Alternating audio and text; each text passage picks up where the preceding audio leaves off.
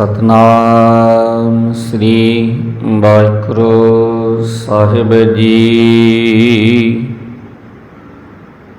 सतनाम श्री वाहिगुरु साहिब जी। हर हर नाम जपो नित प्राणी,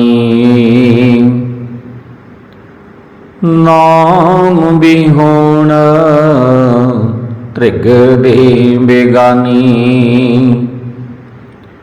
नाम बिना नाही मुख भाग, भरत बिहोण कहाँ सुहाग।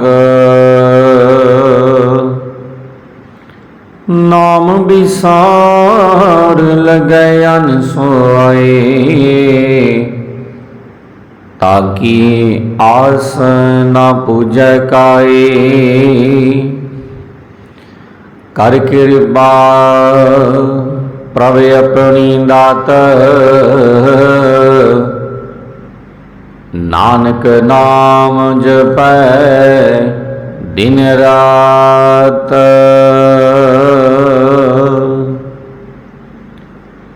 परम सत्कारयोग सतगुरां दी साजी निंबाजी, गुरु प्यारी गुरु सवारी गुरु दा खास रूप साध संगत जी। आप सर्वत सिख संगत दा बहुत बहुत धन्यवाद किया जाता है जी। जिया नूं आख्या जाता है। सो आओ गुरमुख प्यारिओ, रल मिल के सतगुरां दे वचनां दे नाल सांझ पाइए। सतगुरां दी अपार कृपा सदका अज आपां सतगुरां दे पवित्र मुखारबिंद तो उचारण की हुई बाणी श्री सुखमनी साहिब, इस बाणी दी विचार करांगे। अज पासा कहंदी प्रभ कै सिमरन गर्भ न बसै। प्रभ कै सिमरन गर्भ न बसै, प्रभ कै सिमरन दुख जम नसै। प्रभ कै सिमरन काल परहरै, प्रभ कै सिमरन दुश्मन टरै। प्रभ सिमरत कस बिघन न लागै, प्रभ कै सिमरन अन दिन जागै। प्रभ कै सिमरन भाव ना व्यापै, प्रभ कै सिमरन दुख ना संतापै। प्रभ कै सिमरन साध कै संग, सर्ब निधान नानक हर रंग।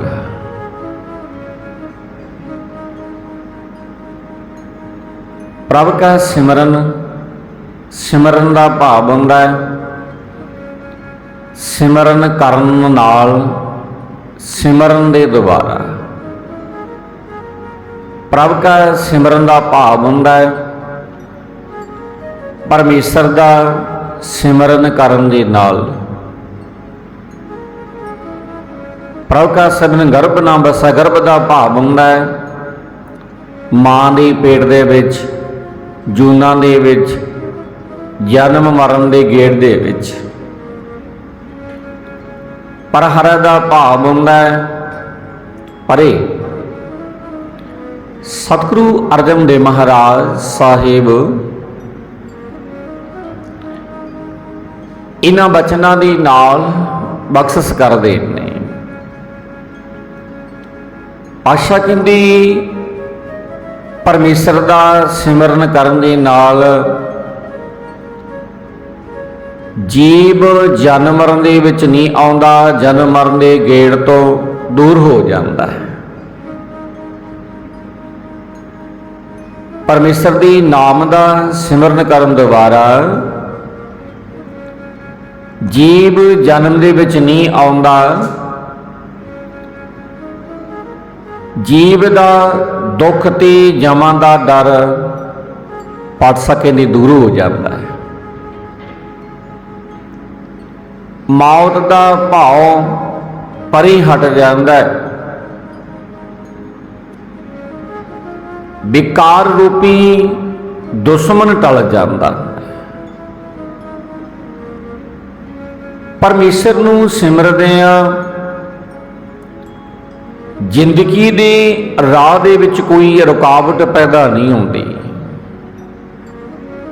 भाव जे असी परमात्मा दे नाम दा सिमरन करिए, परमात्मा दी सिमरन विच जुड़ना करिए, तां साडी जिंदगी दे राह दे विच किसी भी प्रकार की कोई रुकावट नहीं पैंदी,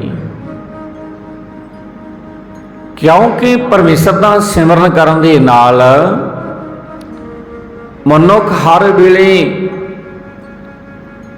विकारां वालों सुचेत रहिंदा है ते परमात्मा दा सिमरन करन दे नाल कोई डर जीव उते अपना दबा नहीं पा सकता, अपना जोर नहीं पा सकता ते कोई भी दुख परमात्मा की बंदगी करने वाले नूं व्यापदा ही नहीं।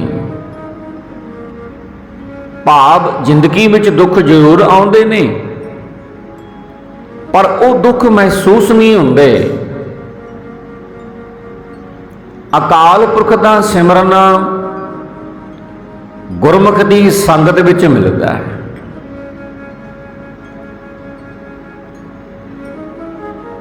अते जो मनुख सिमरन करदा है, परमात्मा दी बंदगी करदा है,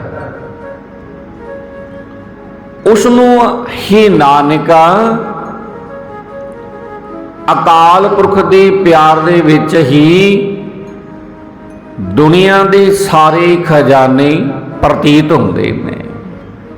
जिहड़ा परमात्मा दी बंदगी करदा है,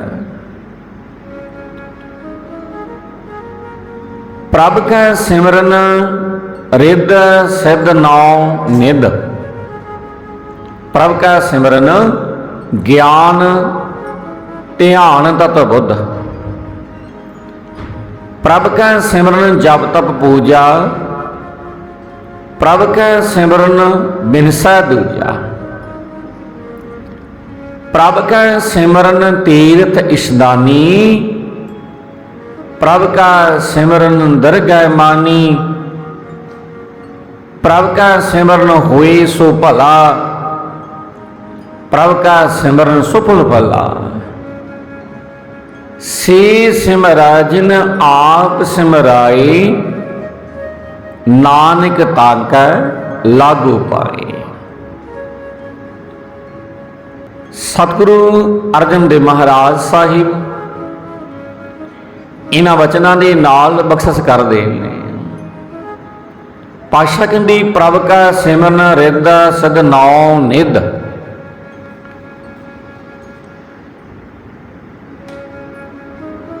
सतगुरु कहंदे परमेश्वर दे सिमरन दे विच ही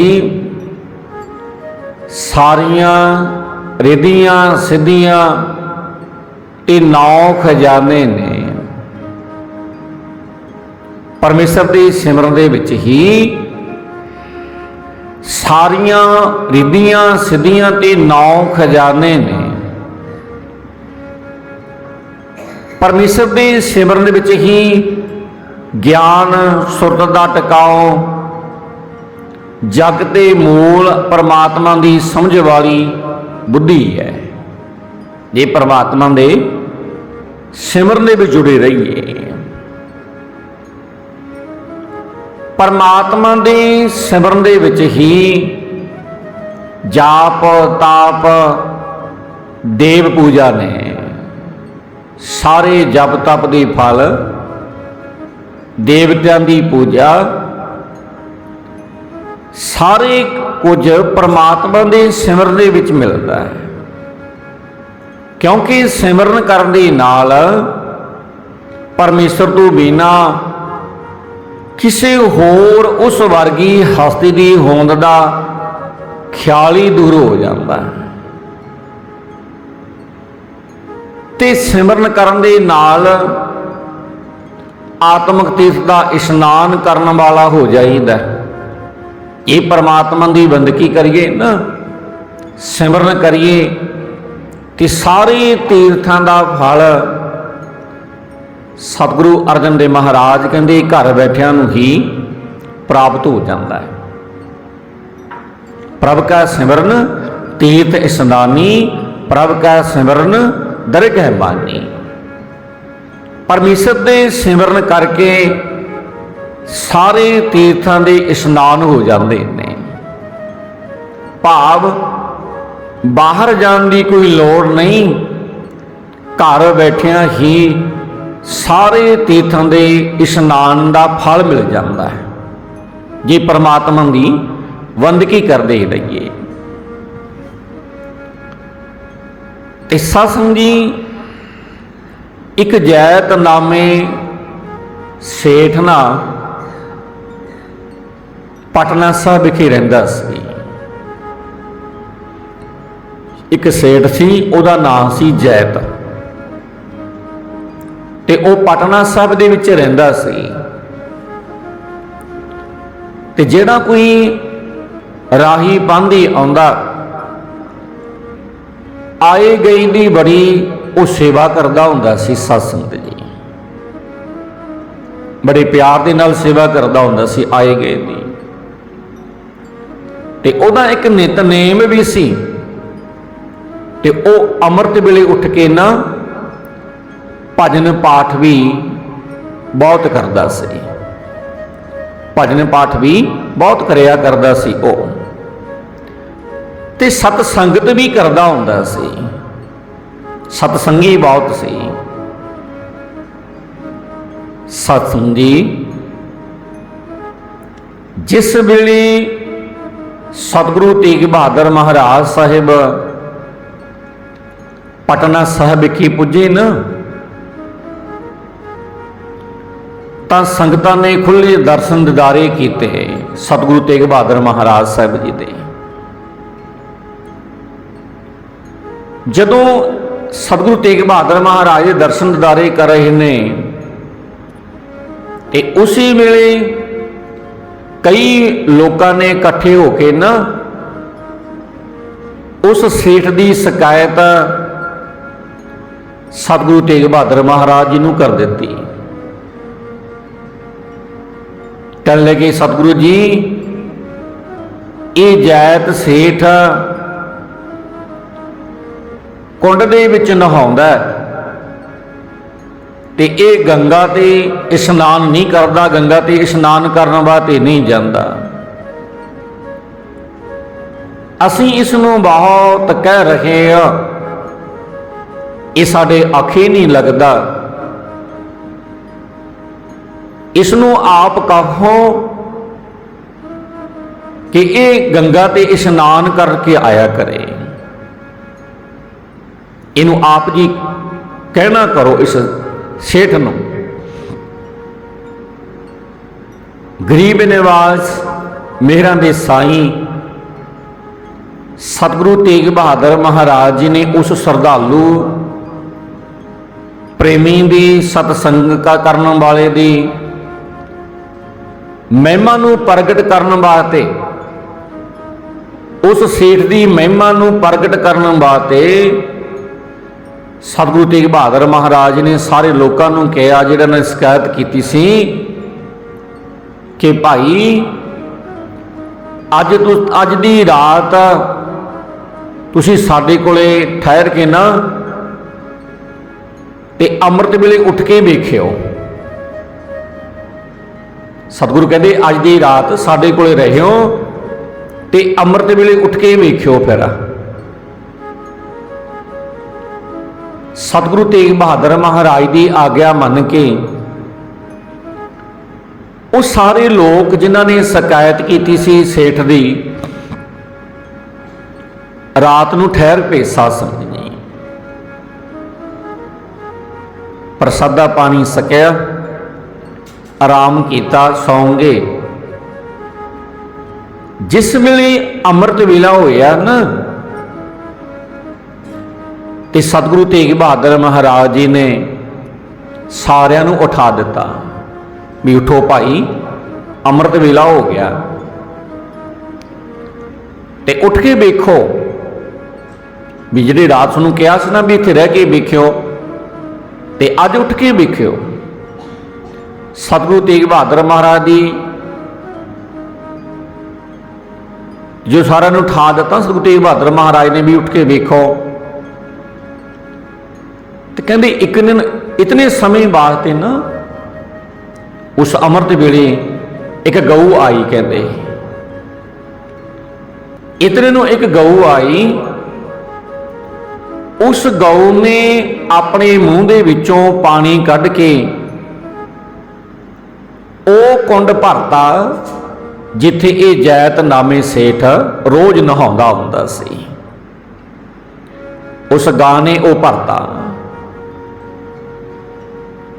ਤੇ ਸਾਰਿਆਂ ਨੇ ਇਹ ਕੌਤਕ ਵੇਖਿਆ। ਉਸ ਸਮੇਂ ਸਤਿਗੁਰੂ ਤੇਗ ਬਹਾਦਰ ਮਹਾਰਾਜ ਜੀ ਵੀ ਕੋਲ ਨਹੀਂ ਨੇ। ਸਤਿਗੁਰੂ ਤੇਗ ਬਹਾਦਰ ਮਹਾਰਾਜ ਜੀ ਨੇ ਸਿੱਖਾਂ ਦਾ ਨਿਹਚਾ ਕਰਵਾਉਣ ਵਾਸਤੇ ਨਾ ਕਹਿੰਦੇ ਉਸ ਗਊ ਨੂੰ ਪੁੱਛਣਾ ਕੀਤਾ। ਸਤਿਗੁਰੂ ਤੇਗ ਬਹਾਦਰ ਮਹਾਰਾਜ ਨੇ ਉਸ ਗਊ ਨੂੰ ਪੁੱਛਣਾ ਕੀਤਾ ਵੀ ਤੂੰ ਕੌਣ ਹੈ, ਤਾਂ ਕਿ ਕਹਿੰਦੇ ਵੀ ਸੰਗਤ ਦੇ ਵਿੱਚ ਭੁਲੇਖਾ ਨਾ ਰਹਿ ਜਾਵੇ। ਗਊ ਨੂੰ ਪੁੱਛਿਆ ਵੀ ਤੂੰ ਕੌਣ ਹੈ। ਉਸ ਗਊ ਨੇ ਕਹਿੰਦੇ ਬੋਲ ਕੇ ਕਿਹਾ ਕਿ ਮੈਂ ਤਾਂ ਜੀ ਗੰਗਾ ਹਾਂ। ਤੇ ਸਤਿਗੁਰੂ ਤੇਗ ਬਹਾਦਰ ਮਹਾਰਾਜ ਨੇ ਕਿਹਾ ਵੀ ਤੂੰ ਇੱਥੇ ਰੋਜ਼ ਕਿਉਂ ਆਉਣੀ ਹੈ। ਉਸ ਗਊ ਗੰਗਾ ਨੇ ਕਿਹਾ ਕਿ ਮੈਂ ਹਰ ਰੋਜ਼ ਇਸ ਗੁਰਮੁਖ ਨੂੰ ਇਸ਼ਨਾਨ ਕਰਾਉਣ ਵਾਸਤੇ ਆਉਣੀ ਆ। ਜਿਹੜਾ ਸੰਗੀ ਹੈ, ਜਿਹੜਾ ਪਰਮੇਸ਼ਰ ਦੀ ਬੰਦਗੀ ਕਰਨ ਵਾਲਾ ਹੈ, ਇੱਥੇ ਰਹਿੰਦਾ, ਮੈਂ ਇਹਨੂੰ ਰੋਜ਼ ਇਸ਼ਨਾਨ ਕਰਾਉਣ ਵਾਸਤੇ ਆਉਣੀ ਆ। ਇਹ ਗੱਲ ਵੇਖ ਕੇ ਸੁਣ ਕੇ ਉਹ ਸਾਰੇ ਚੁੱਪ ਕਰ ਗਏ ਜਿਨ੍ਹਾਂ ਨੇ ਸਤਿਗੁਰੂ ਤੇਗ ਬਹਾਦਰ ਮਹਾਰਾਜ ਦੇ ਕੋਲ ਸ਼ਿਕਾਇਤ ਕੀਤੀ ਸੀ ਜੈਤ ਸੇਠ ਦੀ। ਤੇ ਸਾਰੇ ਚੁੱਪ ਕਰ ਗਏ। ਸਤਿਗੁਰੂ ਤੇਗ ਬਹਾਦਰ ਮਹਾਰਾਜ ਨੇ ਕਿਹਾ ਕਿ ਇਹ ਨਾਮ ਦਾ ਪ੍ਰਤਾਪ ਹੈ ਭਾਈ। ਜਿਹੜੇ ਪ੍ਰਮਾਤਮਾ ਦੀ ਬੰਦਗੀ ਕਰਦੇ ਨੇ ਨਾ, ਉਹਨਾਂ ਨੂੰ ਘਰ ਬੈਠਿਆਂ ਹੀ ਸਾਰੇ ਤੀਰਥਾਂ ਦਾ ਇਸ਼ਨਾਨ ਦਾ ਫਲ ਮਿਲ ਜਾਂਦਾ ਹੈ। ਇਹ ਨਾਮ ਦਾ ਪ੍ਰਤਾਪ ਹੈ। ਜੋ ਵੀ ਪੁਰਸ਼ ਅੰਮ੍ਰਿਤ ਵੇਲੇ ਉੱਠ ਕੇ ਨਾਮ ਨੂੰ ਸੁਣੇਗਾ ਨਾ, ਨਾਮ ਜਪੇਗਾ, ਉਸ ਨੂੰ ਘਰ ਬੈਠਿਆਂ ਤੀਰਥ ਪਰਸ਼ਨ ਆਉਣਗੇ ਤੇ 68 ਤੀਰਥਾਂ ਦੇ ਇਸ਼ਨਾਨ ਦਾ ਫਲ ਵੀ ਉਸ ਮਨੁੱਖ ਨੂੰ ਪ੍ਰਾਪਤ ਹੋਵੇਗਾ ਜਿਹੜਾ ਬੈਠ ਕੇ ਨਾਮ ਸੁਣੇਗਾ ਤੇ ਨਾਮ ਜਿਹੜਾ ਜਪੇਗਾ। ਇਸ ਦਾ ਮਹਾਤਮ 68 ਤੀਰਥਾਂ ਤੋਂ ਵੀ ਵਿਸ਼ੇਸ਼ ਹੈ। ਸਤਿਗੁਰੂ